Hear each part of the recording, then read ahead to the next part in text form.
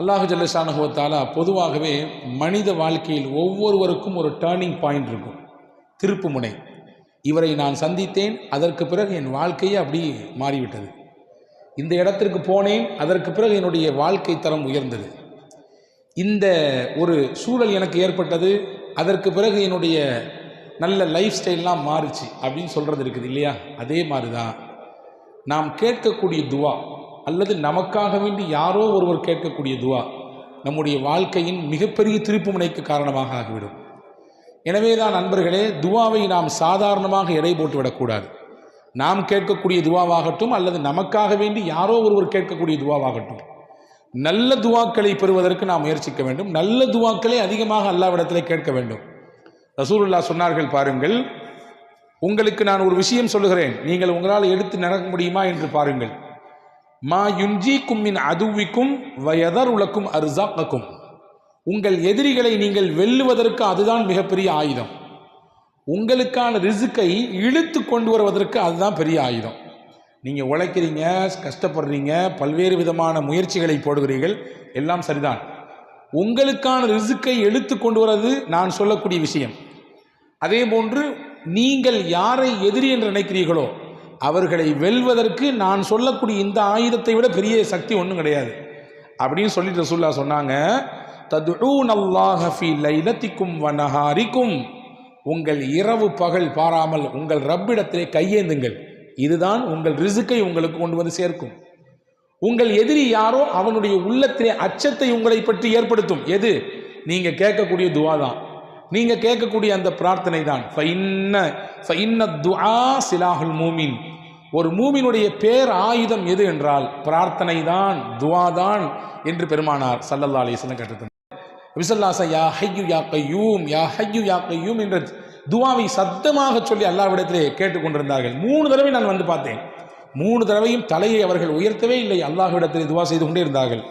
சையதுனா Abu Bakr ரலியல்லாஹு அன்ஹு ரசூலுல்லாஹ் சொன்னாங்க, வல்லாஹு ல யன்சுரன்னக்கல்லாஹ் வல யுபகி வல யுபய்யிதன்னக்கல்லாஹ் அல் வஜிஹக்க. யா ரசூலல்லாஹ், நீங்கள் கேட்கக்கூடிய இந்த துஆவை அல்லாஹ் நிச்சயம் ஏற்றுக்கொள்வான், உங்களுக்கு உதவி செய்வான், உங்கள் முகத்தை வெளிச்சமாக்குவான், உங்கள் முகத்திற்கு சந்தோஷத்தை கொண்டு வந்து தருவான். இந்த போர் நமக்கு சாதகமாகத்தான் முடியும் நபியே, உங்கள் துஆ நிச்சயம் பொய்ப்பித்து போவாது, அது மறுக்கப்படாத நபியே என்று ஹஜ்ரத் அபூபக்கர் ரலியல்லாஹு அன்ஹு ஆறுதல் சொன்னதாக ஹதீஸில் வந்திருக்கிறது. பத்ர் யுத்தம் குறைந்த எண்ணிக்கையை கொண்டு, குறைந்த ஆண்பலங்களை கொண்டு, குறைந்த ஆயுதங்களை கொண்டிருந்த முஸ்லிம்கள் வெற்றி பெற்றார்கள் என்றால் அல்லாஹுவின் நாட்டம் என்பதோடு சேர்த்து முக்கியமாக நாயகத்தினுடைய ஒப்பற்ற துஆ, அந்த துஆ, நாயகத்தினுடைய அந்த அழுகை, அவர்களுடைய கண்ணீர், அதுவெல்லாம் பத்ர் யுத்தத்திற்கு ஒரு வெற்றியை வாங்கி தந்ததற்கு முக்கியமான காரணம். எனவே அன்பு பெருமக்களே, வாழ்க்கையினுடைய டேர்னிங் பாயிண்ட், திருப்பு முனையாக நமக்கு அமைவதிலே துஆ என்பது மிக முக்கியமாக பங்காற்றுகிறது. எனவேதான் ஹஜ்ரத் மூசா அலைஹிஸ்ஸலாம் கேட்ட துஆவை இன்றைக்கு நாம் ஓதின வசனங்களிலே அல்லாஹ் ஒரு இடத்திலே சொல்கிறான்.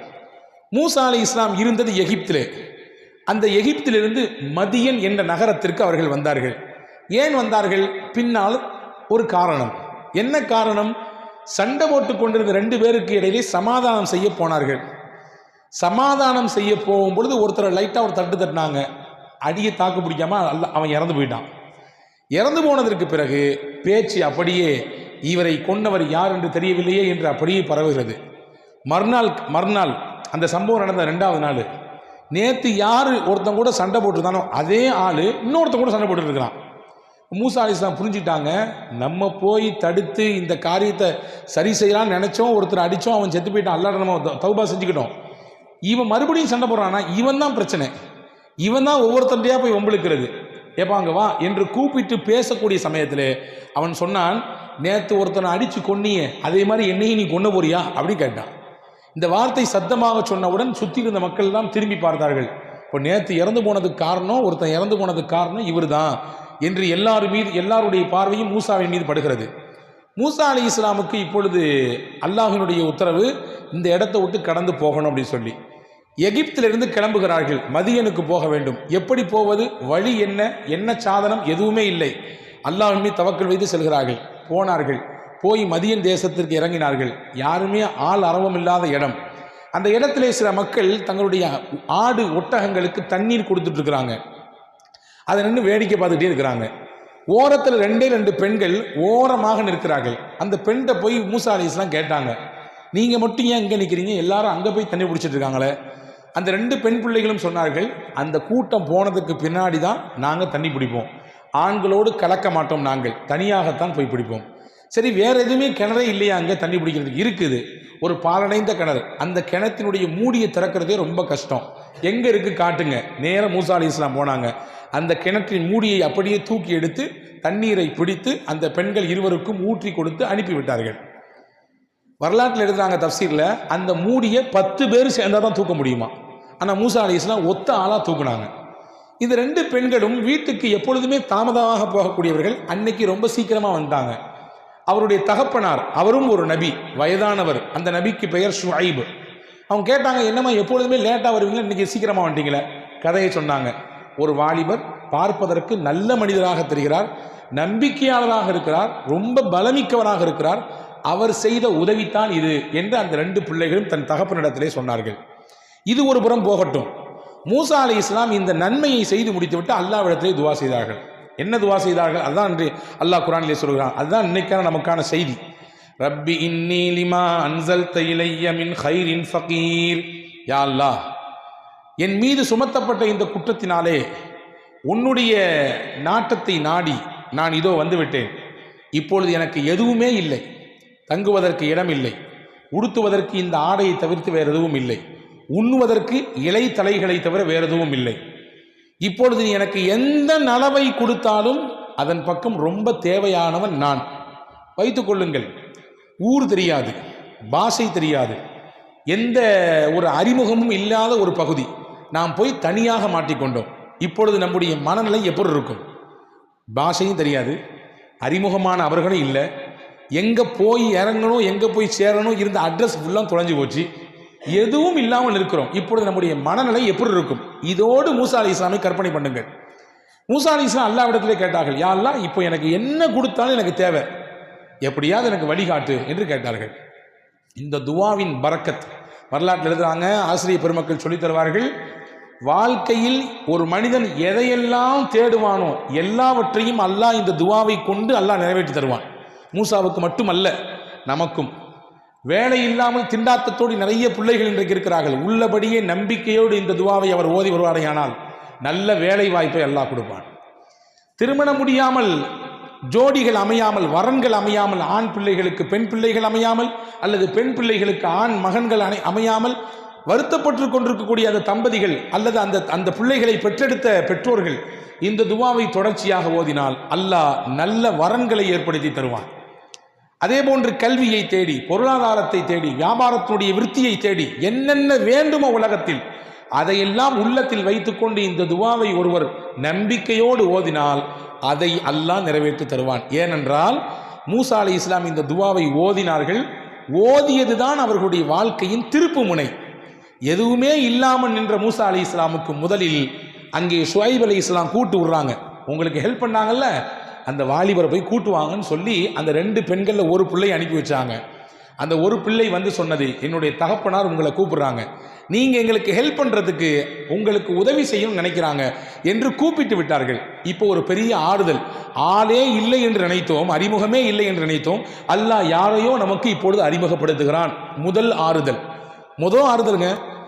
வெளியூரில் வெளிநாட்டில் போய் இறங்குறோம், அங்கே ஒருத்தர் நமக்கு தமிழ் பேசுகிறாரு அல்லது நம்ம பாஷை பேசுகிறாரு வச்சுங்களேன், அவரை முதல்ல பார்த்து பக்கத்து நெருங்கிடுவோம். நம்ம ஊருக்காரரா நீங்கள் அப்படிம்போம். அவர் இருக்கிறது கன்னியாகுமரியில் இருப்பார், நம்ம அங்கே இருப்போம்.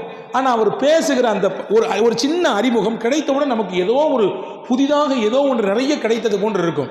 மூசா அலைஹிஸ்ஸலாமுக்கு அது கிடைத்தது. போனார்கள். போன உடனே விவரத்தை ஃபுல்லாக சொன்னாங்க, நான் இப்படி வந்தேன்னு சொல்லி. சரி பரவாயில்ல, நீங்கள் இங்கே தங்கலான்னு சொன்னாங்க. 2வது இடம் கிடச்சி போச்சு. மட்டும் இல்லை, உங்களுக்கு நான் வேலை கொடுக்குறேன்னு சொன்னாங்க ஹஜ்ரத் ஷுஐப் அலைஹிஸ்ஸலாம். என்னுடைய வீட்டிலே நீங்கள் வேலை செய்யலாம், 8 ஆண்டுகள் வேலை செய்யலாம். வேலை செய்தால் அதோடு மட்டும் உங்களை நிப்பாட்ட மாட்டேன், உங்களை என் மருமகனாக ஆக்கிக் கொள்கிறேன், உங்களுக்கு கல்யாணம் முடிச்சு தருகிறேன். என்னுடைய 2 பிள்ளைகளில் ஒன்றை சொன்னார்கள். திருமணமானது. வரலாற்றில் எழுதுறாங்க, இந்த மதியன் தேசத்திற்கு மூசா அலைஹிஸ்ஸலாம் வரும் பொழுது வெறும் மூசாவாக வந்தார். மதியனை விட்டு மறுபடியும் எஜிப்துக்கு திரும்பி போகிற பொழுது மூசா ரசூலுல்லாவாக போனார், இறைவனின் தூதராக போனார். இது ஏன் கிடைத்தது? இந்த துவாவினுடைய பரக்கத். எனவே அன்பு பெருமக்களே, ஒரு மகத்தான துவா மூசா அலைஹிஸ்ஸலாம் ஓதிய துவா. இந்த துவாவை ஓதியதினால் அல்லாஹ் எல்லா விதமான வளங்களையும் ஹஜ்ரத் மூசா அலைஹிஸ்ஸலாமுக்கு கொடுத்தான். அங்கே தங்குவதற்கு இடம் கொடுத்தான், அவர்களுக்கு உணவு கொடுத்தான், அவர்களுடைய தேவை பூர்த்தியானது, அவர்களுக்கு நிக்காஹ் நடந்தது. எல்லாவற்றையும் இந்த துவாவை வைத்து அல்லாஹ் மையப்படுத்தினான். எனவே தான் நான் சொன்னேன், சில துவாக்கள் இருக்கிறது, அந்த துவா தான் நம்முடைய வாழ்க்கையை இப்படியே புரட்டி போடும், நம்முடைய வாழ்க்கையினுடைய திருப்பு முனையாக, முன்னேற்றத்திற்கு காரணப்படியாக அது அமையும். அப்படி மூசா அலைஹிஸ்ஸலாமுடைய வாழ்க்கையில் நடந்த மிக முக்கியமான நிகழ்ச்சியை தான் சூரா கசஸ் என்கின்ற இந்த அத்தியாயம் நமக்கு சொல்லித் தருகிறது. அன்பு பெருமக்களே, இந்த நிகழ்ச்சியிலிருந்து நான் உங்களுக்கு சொல்லக்கூடிய விஷயம் என்னவென்றால், எதை நாம் நாடி இருக்கிறோமோ, என்ன வேண்டும் என்று நாடி இருக்கிறோம், நம்ம பிள்ளைக்கு நல்ல ஒரு எதிர்காலம் அமையணும், வீட்டை கட்டி முடிக்கணும், நம்ம பிள்ளைக்கு கல்யாணத்தை பண்ணணும், நம்ம வியாபாரத்தை முன்னேற்றப்படுத்தணும், என் பிள்ளைக்கு நல்ல படித்து முடிச்சிருக்காரு, ஒரு வேலை வாய்ப்பு அமையணும், நல்ல கல்வியில் உயர்ந்து நிற்கணும், எது உண்டோ அதை உள்ளத்தில் ஆழ் மனதில் விதைத்து நம்பிக்கையோடு இந்த துவாவை ஓதி வந்தால் நிச்சயம் அந்த காரியத்தை அல்லாஹ் கைகூட செய்வான் என்பதை அறிஞர்களும் வரலாற்று ஆசிரியர்களும் திருக்குர்ஆனுடைய விரிவுரையாளர்களும் சொல்லித் தருகிறார்கள். அப்படிப்பட்ட மகத்தான துவா இன்று ஓதப்பட்டது. அன்பு பெருமக்களே, இந்த துவாவை நாம் உள்வாங்கிக் கொள்வோம். ரொம்ப சுருக்கமான வார்த்தைகள். ரப்பி இன்னி லிமா அன்சல்த இலைய மின் ஹைரின் ஃபகீர். மொத்தமே ஒரு 6 அல்லது 7 வேர்ட்ஸ். இன்னைக்கு பரீட்சைகள் நடந்து கொண்டிருக்கக்கூடிய காலம் இல்லையா, பப்ளிக் எக்ஸாம் நடக்குது நம்முடைய பிள்ளைகளுக்கெல்லாம், அவங்களுக்காண்டி நம்ம துவா செஞ்சு அனுப்பலாம். துவா என்பது இருக்கிறதே நமக்கு மட்டுமாக சுருக்கி கொள்ளக்கூடாது, பரந்துபட்ட பார்வையில் கேட்க வேண்டும், எல்லோருக்கும் கேட்க வேண்டும். அப்படி கேட்டால் என்ன நடக்கும், நம் தேவை சாதாரணமாக நிறைவேறும். ரசூலுல்லாஹ்விடத்திலே ஒரு சஹாபி வந்தார். ரசூலுல்லாஹ்விட முன்னால் உட்கார்ந்து இப்படி துவா செய், அல்லாஹும் மர்ஹம்னி வ முஹம்மதன் வலா துஷ்ரிக் ஃபீனா அஹதன். யா அல்லாஹ், எனக்கும் முகமது நபிக்கும் மட்டும் ரஹமத் செய்யி, வேற யாரும் கொடுத்துறாத அப்படின்னாரு. எனக்கும் முகமது நபிக்கு மட்டும் ரஹமத் செய்ய, வேறு யாரும் கொடுத்துறாருன்னார். ரசூல் ஸல்லல்லாஹு அலைஹி வஸல்லம் அவரை வந்து பக்கத்தில் ஒரு தட்டி, என்னப்பா இது துவால இப்படியா கஞ்சத்தனம் காட்டுறது, எல்லாத்துக்கும் விசாலமாக அல்லாஹ் ரஹமத்தை தரப்போறான், எல்லாம் தரப்போறான், இதில் என்ன நீ சுருக்கி கேட்குறான், எல்லாம் விசாலமாக கேள அப்படின்னு சொல்லி ஹஜ்ரத் ரசூலுல்லாஹி ஸல்லல்லாஹு அலைஹி வஸல்லம் சொல்லிக் கொடுத்ததாக வரலாற்று குறிப்பிருக்கிறது. எனவே ஹதீதிலே வந்திருக்கிறது, ஒரு மனிதர் இன்னொரு சகோதரருக்காக வேண்டி துவா செய்தால் மலக்கை அல்லாஹ் நியமிப்பான். பக்கத்திலே நியமித்த அந்த மலக்கு சொல்வார், யா அல்லாஹ், இவர் இந்த நபருக்காக வேண்டி துவா செய்கிறார், இவருக்கு நீ என்னவெல்லாம் கொடுப்பாயோ எல்லாத்தையும் கொடு. யா அல்லாஹ், இவர் இந்த மனிதரின் நோய் நீங்குவதற்காக வேண்டி கையேந்திருக்கிறார். யா அல்லாஹ், அவர் கஷ்டப்படுறாரு, கஷ்டத்தில் இருக்காரு, அவர் நோயில் அவதிப்படுறாரு, அவர் நோயை நீக்கிரு, அவருடைய கடனை நீக்கிரு, அவருடைய கஷ்டத்தை போக்கிரு என்று ஒருவர் துவா செய்தால் மலக்கு பக்கத்திலே உட்கார்ந்து சொல்லுவார், யா அல்லாஹ், அந்த கஷ்டத்தை, அந்த நோயை, அந்த சிரமத்தை இவருக்கு கொடுக்காத. ஏன்னா இவர் இன்னொருத்தர் கேட்டுட்டு இருக்காரு, இன்னொருத்தருடைய சிரமம் நீங்க கேட்கிறார், இவருக்கு நீ கொடுக்காதே அல்லாஹ் என்று மலக்கு சொல்லுவார் என்று ஹஜ்ரத் ரசூலுல்லாஹி ஸல்லல்லாஹு அலைஹி வஸல்லம். எனவே துஆ இருக்கிறது மகத்தான ஆயுதம். எக்கச்சக்கமான நபிமார்கள் துஆவை கொண்டுதான் இந்த சமூகத்திலே மிகப்பெரிய மாற்றத்தை ஏற்படுத்தியிருக்கிறார்கள். இன்னைக்கு இருக்கக்கூடிய காலகட்டத்திலே முஸ்லிம் உம்மத் செய்ய வேண்டிய பிரதான விஷயம் துஆ. நம்முடைய நாடாகட்டும் அல்லது முஸ்லிம்கள் பாதிக்கப்படக்கூடிய பல நாடுகளாகட்டும், இங்கிருந்து நாம் என்ன செய்ய முடியும்? துஆ தான் செய்ய முடியும். உருக்கமாக அல்லாஹ்விடத்திலே கையேந்தி கேட்கிற பொழுது, அதுவும் இந்த ரமதானுடைய காலங்களிலே கேட்கிற பொழுது அதற்கு பதில் மிக விரைவாக கிடைக்கும். மூசா அலைஹிஸ்ஸலாமின் வரலாறும் அதை தான் நமக்கு சொல்லித் தருகிறது. வல்ல ரஹ்மான் அல்லாஹ் இதுபோன்று உண்டான நல்ல துஆக்களை உள்வாங்கிக் கொண்டு நம் வாழ்க்கையிலே எடுத்து நடக்கக்கூடிய நல்ல பாக்கியத்தை அல்லாஹ் உங்களுக்கும் எனக்கும் எல்லா மக்களுக்கும் அல்லாஹ் வழங்குவானாக. ஆமீன். வாஹிரு தாவானா அனில் ஹம்துலில்லாஹ்.